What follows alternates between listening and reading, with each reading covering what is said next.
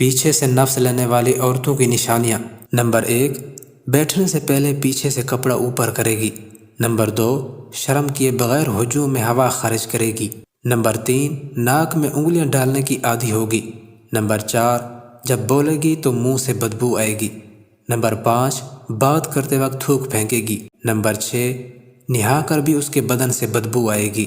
Number 7، نحوست اس کے چہرے پر عیاں ہوگی۔ نمبر 8، چہرے پر دانے ہی دانے ہوں گے۔ نمبر 9، آنکھوں کے گرد ہلکے ہوں گے۔ نمبر 10، کھانا کھاتے وقت لقمے گرائے گی۔ نمبر 11، سوتے وقت ایک ٹانگ کھڑی کرے گی۔ نمبر 12، غصے میں گالی کا استعمال زیادہ کرے گی۔ نمبر 13، چاکلیٹ کھانے کا شوق رکھتی ہوگی۔ نمبر 14، پیچھے سے کپڑا پھنس جاتا ہوگا۔ نمبر 15، اس کا پیچھا چلتے ہوئے کانپے گا۔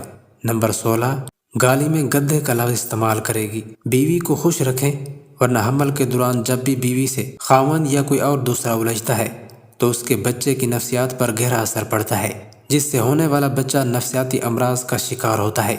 اس لیے بہت محتاط رہیں۔ بیوی کو اس دوران زیادہ سے زیادہ خوش رکھنے کی کوشش کریں۔